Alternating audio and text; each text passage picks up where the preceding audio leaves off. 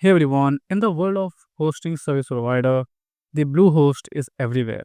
It's affordable, beginner friendly, and even recommended by WordPress.org. But let's be real, Bluehost isn't perfect and it's definitely not the right fit for everyone.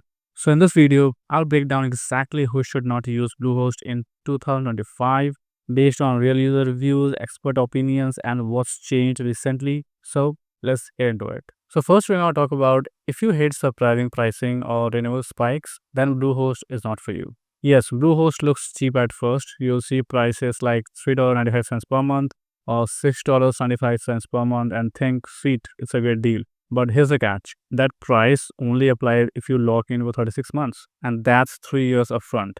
And after that, your plan automatically renews at a much higher rate, sometimes double or even triple what you started with. A lot of people online calls this a trap, and to be fair, they do mention it in the fine print, but still catches people off guard. So if you want predictable pricing or if budgeting is important to you long term, Bluehost might frustrate you a little.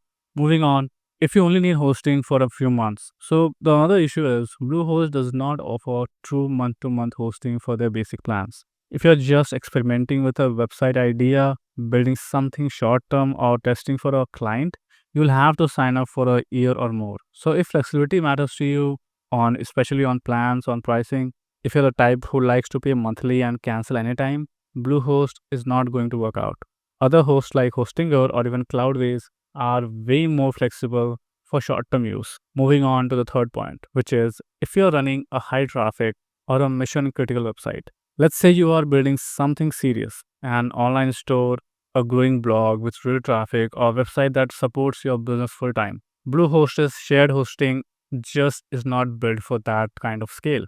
Many users on Reddit and forums like Web Hosting Talk have said things like, if your site makes you money, don't risk it on Bluehost. It's decent for small blogs, but support and performance fall apart under pressure. Their uptime is okay, around 99.9%, but occasional slowdowns or glitches can be a problem if your site needs to be reliable 24/7. You'd be better off looking at higher tier managed WordPress host or something like SiteGround, WP Engine, or even Hostinger cloud solution.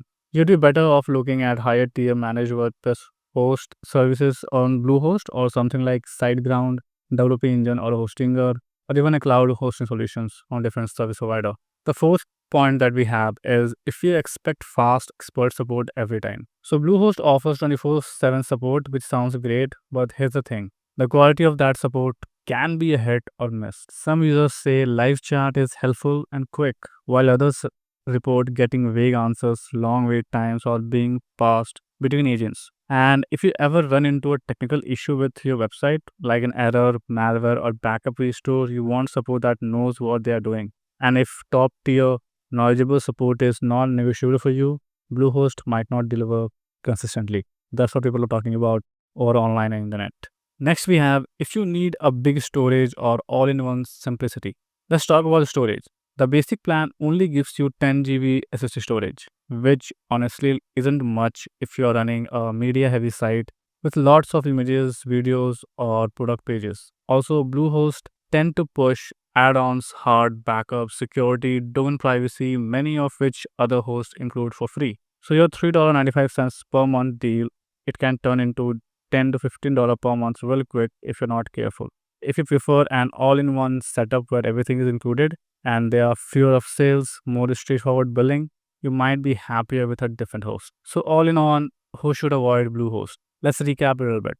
So Bluehost probably isn't for you if you don't want to pay 1 to 3 years upfront, if you need month-to-month flexibility, or if you're running a serious business or e-commerce site, or if you expect premium reliable support, or if you need lots of storage or hate surprises fees. Then Bluehost shared hosting plans, especially the basic plan, isn't for you. Now, none of this means Bluehost is bad. It's actually great for beginners or personal websites, but it's important to know the limits before jumping in. Bluehost has many other services, many other plans that you can go ahead and check out, but you have to pay more. I'm just talking about the initial plan that can start you or start running your website at no time. To wrap up, if you're looking for alternatives, Hostinger is a great budget pick with low renewals. SiteGround offers better support and faster speeds, and Cloudways gives you scalable monthly cloud hosting. The key is to match your hosting with your goals Bluehost works well if you are the right kind of user. So that was it. If you like the video, thanks for watching. And if this helped you avoid a hosting headache, give it a like and subscribe for more no fluff reviews.